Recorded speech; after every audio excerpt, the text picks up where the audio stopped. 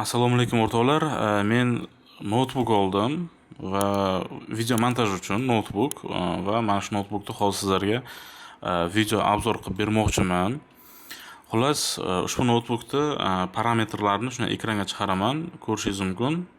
Notebookni o'rtoqlar men asosan video montaj qilish uchun oldim. Video montaj qilish maqsadida asosan tezkor roliklarni, misol uchun to'yxonaga, restoranga borib montaj o'sha tezkor roliklarni tayyorlab berish uchun oldimda. Chunki bilasiz, notebook nima uchun ko'proq kerak bo'ladi? O'sha yaxshi tarafida, notebookning yaxshi tarafi bu mobilniyda, o'sha mobilniy, kompaktniy bo'lganligi uchun siz buni xohlagan joyingizga, masalan, shuni notebookni yopib, o'zini sumkachasiga solib, ko'tarib ketaverishingiz mumkinda. Katta mana bu домашний kompyuter desa, unday qila olmaysiz. Uni protsessori bor, monitori bor, klaviaturasi bor. Xullas, u juda ham katta narsada, katta kompyuterlar o'zingiz bilasiz. Shuning uchun menga mobilniy, ya'ni tezkor, ixcham shunaqangi har xil joyda ishlash uchun notebook kerak edi. Shuning uchun mana shu notebookni oldim va buni sizlarga hozir qisqacha obzor qilib beraman. Hozir o'sha mana Premiere Pro'ni ustanovka qildim va bu qanday ishlashini hozir ko'rsatib bermoqchiman. Bu Premiere Pro 2026 versiyasi va hozir mana shu yerga men bitta to'yda уже men montaj qilyapman, загрузка qildim va buni ishlashini sizlarga ko'rsatib bermoqchiman. Qarang, bu to'yimiz. Hozir sizlarga parametrlarni aytay. 3 ta kamera, mana ko'ryapsiz mana bu yerda. 3 ta kameralik to'y, 1 2 3 ta kameralik to'y va bu 50 Full HD format bu. Hozir Full HD formatdagi to'y 50 FPS da syomka qilingan. Men hozir parametrlarni sizga ko'rsatay. Mana 50 FPS 1920 ga 1080. Bu o'sha Full HD formatidagi to'y. O'sha anoda nastroykasida sekvensiya nastroykasini ko'rsatdim. Xullas, mana shu to'y qanday tortyapti kompyuter, mana shu parametrlar bilan qanday ketyapti, shu narsani sizlarga demonstratsiya qilib ko'rsataman. Do'stlar, kompyuterda kuchini bilish uchun, qanday ishlayotganligini bilish uchun mana shu video montajda eng yaxshi yo'li bu перемотка qilish, ya'ni mana bunday kadrni o'tkazish. O'shandan siz kompyuterda kuchini bilishingiz mumkinda. Agar mana shu перемотка vaqtida real time'da qanchalik mana shu ko'rsatish, mana bu ekranda ko'rsatish qanchalik tez bo'lsa, demak kompyuter shunchalik yaxshi bo'ladi. Ya'ni qotib qolmasa, mana shuni o'tkazgan paytim qotib qolmasa, mana pauzani ko'ryapsiz, men oldinga, orqaga qilyapman. Kadr qotmasdan bir xil ketyapti. 3 ta kamera, bu yerda 3 ta kamera ishlayapti. Va siz mana shu yerda men перемоткаdan ko'rishingiz mumkin. Qanday mana shu 3 ta kamerani ko'rsatayotganligini. Bu juda ham yaxshi natija. Full HD 3 ta kamera 50 FPS da bemalol qiynalmasdan ko'rsatyapti. Men playga bosamiz, mana shunday montaj qilib ketaverasiz. Sizlarga shunchaki ishlashini ko'rsatib beray deyapman-da. Bosdingiz, ketdi. Juda ham ishlashi yaxshi, zo'r. Full HD ga chotki zo'r tortyapti 50 FPS da. 3 ta kamerani mana ko'ryapsiz. Bemalol men перемотка qilsam ham xuddi real time vaqtdagidek qotmasdan normalni ketyapti. Hozir 4K ni ham ko'rsataman o'rtoqlar, 4K montajni ham ko'rsataman sizlarga. Xullas, mana shu parametrlar bilan, mana shu MSI, mana shu notebook, hozir sizga o'sha yuqorida ko'rsatilgan parametrlar bilan mana shu Full HD 3 ta kamera 50 FPS da o'ylanmasdan bemalol ko'taryapti. Bemalol ko'tarib, normalni qo'rqmasdan montaj qilsangiz bo'ladi. Xohlagan effektlaringizni qo'yib, bemalol ko'taradi. Endi hozir bu proyektni yopaman. Men hozir 4K proyektni sizlarga ko'rsataman. 4K proyektni. Yana bitta narsani aytish esimdan chiqibdi. O'rtoqlar, bu to'y hozir mana shu Full HD 3 ta kameralik to'yimiz bu SSD ni ichida turibdi. Bu tashqi SSD da, men sizlarga hozir ko'rsataman. Mana shu tashqi SSD da turibdi. Bu SSD mana USB orqali ulangan. USB 3 orqali ulanyapti. Tashqi SSD bilan ishlayapti. Chunki menda hozircha bu ichki SSD qo'yganim yo'q bunga. Bitta qo'yishim kerak. Hozir sizga razmerini ko'rsataman. O'zini SSDsi Mana bu o'zini SSD'sida 500 gigabaytda, bunda joyi kam qolganda, shuning uchun mana bu Extreme mana bu SSD men hozir mana shu bilan ishlayapman. Demoqchimanki, hozir tashqi SSD, ya'ni USB bilan shunday ishlayapti-da bu. Agar siz bunga hali ichki SSD ham qo'yaman men. 1 terabaytlikmi, 2 terabaytlikmi, agar ichki SSD qo'ysam notebookni o'ziga, bu yana ham tezlashadi. Tezligi yana ham zo'r bo'ladi. Keyin yana bitta moment, bunda hozir men dispetcher zadashga kirib ko'rsatay sizlarga. Bunda xotirasi 16 gigabaytda, mana bu xotirasi. Va bu yerda DDR5 16 gigabaytlik 4800 man. 4800 megahertzli xotira turibdi, operativ xotira, va bu xotiradan bitta planka turibdi hozir. Mana bu yerda ko'ryapsiz, mana slot used one of two deyapti, ya'ni ikkita slotdan bittasi ishlatilyapti. Buni agar bu hozir bitta planka turibdi-da, agar men bunga ikkinchi planka ham qo'shishim mumkin. Xuddi shunaqangi 16 gigabaytlik SSD 16 gigabaytlik operativ xotira topsam, bunga qo'yish niyatim bor. Yana, lekin hozir operativkalar bilasiz juda ham qimmat bo'lib ketgan. Shuning uchun operativka ololmay turibman.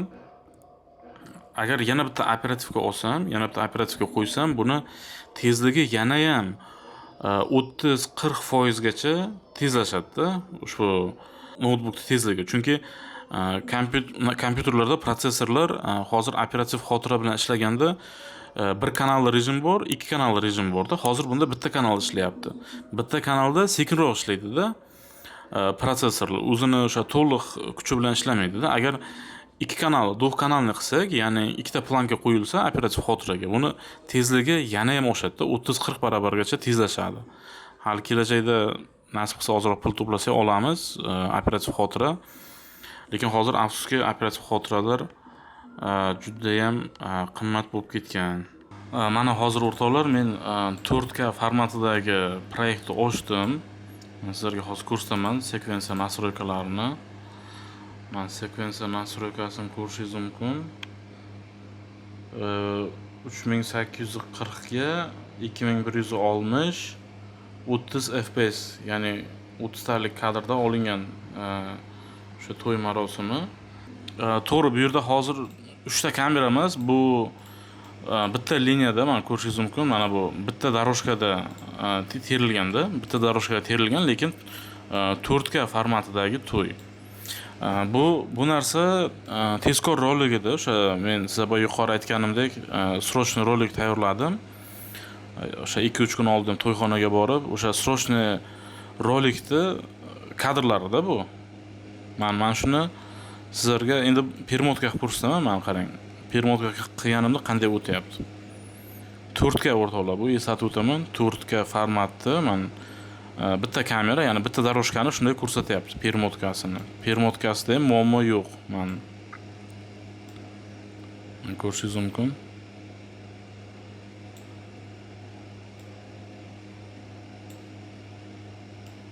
Men permotka qilyapman, kadrlar mana shunday o'tyapti. Xullas, 4K bitta kamerani bemalol montaj qilsa bo'ladi. Men montaj qildim o'rtoqlar. Men bu yerda sizga hozir kamerani ko'rsatay. Mana shu to'y. Xullas, buni o'sha kuni men tezkor srochniy rolik tayyorladim. O'sha srochniy rolikda ham umuman kompyuter zo'r ishladi. Hech qanday qotib qolgani yo'q, muammo bo'lgani yo'q. Mana shu 4K formatda. Mana bu yerda ham ko'rishingiz mumkin. Mana shu yerdan bilsa ham bo'ladi-da. Mana qarang, hozir men bu yerda permotka qilyapman. Mana ko'ryapsiz, bu yerda ham chotki ko'rsatyapti. Bu kadrlar hammasi 4K formatda. Bu to'y kompyuterda o'zida SSD ni ichida turibdi. O'zini 512 lik SSD, o'sha SSD ni ichiga saqlanib qilganman. Endi to'g'risi o'rtoqlar, hozir buni ana bu format, ya'ni 3 ta 4 ta kamera qilib sinab ko'rganim yo'q 4K formatda. Ya'ni 4K videoda Masalan, ikkita yo 3ta kamerani masalan kechki bazmda terganda o'zini qanday tutadi, buni hali sinab ko'rmadim. Sababi hozir unaqa to'y hali olganim yo'q. Agar olsam, uni ham albatta sizlarga sinab ko'rsataman, lekin undan menimcha qotishi mumkin, balkim qotib qolishi mumkin. Sababi bu yerda hozir 16 GB operativga turibdi. 16 GB bu 3 ta 4 ta kamera 4K format uchun kamlik qiladi. Bunga kamida shu 32 qo'yish kerak. Yana bitta 16 GB lik operativga qo'ysam, 4K ikkita 3 ta kameralik to'ylarni bazmini ham muammosiz montaj qilsa bo'ladi. Montaj qilishi kerak. Menimcha. Men bu yerda effektlarni hozir sizlarga qo'yib bermoqchiman. Men bu yerga effektlar qo'yganman, переходlar. Mana переходlarda ham mana ko'ryapsiz. Endi ozgina qotish bor, lekin переходlar o'tyapti, ishlayapti. Переход effektlarni ham bemalol qo'yib ishlatsa bo'ladi mana. Hop. Mana bu yerda ham переходlar qo'yganman, bular ham normal ishlayapti. Mana bu fullda turibdi. Mana bunga e'tibor qarating, mana bu fullda turibdi. Ya'ni bu 2, 4 yoki 8 ga qo'yilmagan. Full variantda shunday ishlayapti. Xullas o'rtoqlar, bu videodan maqsad shu ediki, o'sha 4K montaj uchun qanaqa kompyuter kerak deb qiziqib yurganlar bo'lsa, bu video shu odamlar uchun foydali bo'ladi. Mana shunaqa parametrdagi kompyuterni olsangiz, bemalol mana shunaqangi 4K montajlarni qilsangiz bo'ladi ushbu kompyuterda. Endi narxiga keladigan bo'lsak, o'rtoqlar, narxi haqida aytib o'tay. Bu notebook o'rtoqlar, men yangi olganim yo'q. Bu рабочий, ya'ni ishlatilgan notebook.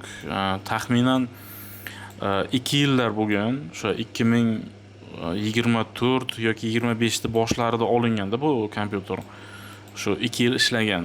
Buni men рабочий oldim. Рабочий $730 oldim. $730 o'sha anogacha dastavka qilib berishdi. Shu uyimga emas, endi shu men yashab turgan joygacha-da, o'sha yerga dastavka qilib berishdi. Xullas, nima deb o'ylaysiz? $730 ga arziydimi, arzimaydimi notebook? Kommentariyalarga yozib qoldiring, lekin menga yoqdi, notebook zo'r. Endi hali o'yinlar qo'yib ko'rganim yo'q. O'yinlarda ham yaxshi tortishga. Endi o'zi asosan o'zi игровой notebookda. Yana bitta narsa o'rtoqlar, kompyuterda mana shu notebookni qizishi haqida aytmoqchi edim. Bu notebooklar uchun qizishi bu normal hisoblanadi, chunki notebooklar ichidagi elementlari juda ham ixcham, juda ham mayda qilib, mayda korpusga joylashtirilganda, kichkina korpusga joylashtirilgan. Shuning uchun bular xuddi katta mana bu PK kompyuterga o'xshab, masalan, meni o'sha PK kompyuterim, домашний kompyuterim, nagruzka render vaqtlari ham temperaturasi ko'tarilsa uzog'i bilan 60 gacha ko'tarilardi-da. 60, 70 bo'lishi mumkin edi. O'sha 60-70 dan balandga ko'tarilganini bilmayman men o'sha домашний kompyuterda-da. Lekin bu notebooklar esa bular qiziydi. Albatta qiziydi, bu tabiiy holat, chunki mana shu korpusi ixcham bo'lganligi uchun, korpusi kichkina bo'lganligi uchun, bundagi elementlar bir-biriga juda ham zid joylashganligi uchun bu mana shu siz ishlab turgan paytingiz ham, kompyuter shunday oddiy mana shunday montaj qilib ishlab turgan paytingiz ham temperaturasi 80, 90, 95 atrofida bo'lib turadi. Bu notebook uchun normal holat hisoblanadi. Muhimi shu 100 ga chiqib ketmasa bo'ldi. Shu 100, 110 bo'lib ketmasa bo'ldi. Lekin mana shu 80, 90 atrofida har doim mana shuni qizib, mana shu korpusini ushlab ko'rsangiz, korpusi ham ozroq qiziganday bo'lib turadi. Bu narsadan xavotir olmaslik kerak. Bu umuman siz mana shunaqangi игровой kompyuter olasizmi, notebook olasizmi, ular har doim shunaqangi qizib turadi. Xullas, o'rtoqlar, video yoqqan bo'lsa, albatta like bosib qo'yamiz, kommentariyalarga fikrlaringizni qoldiring.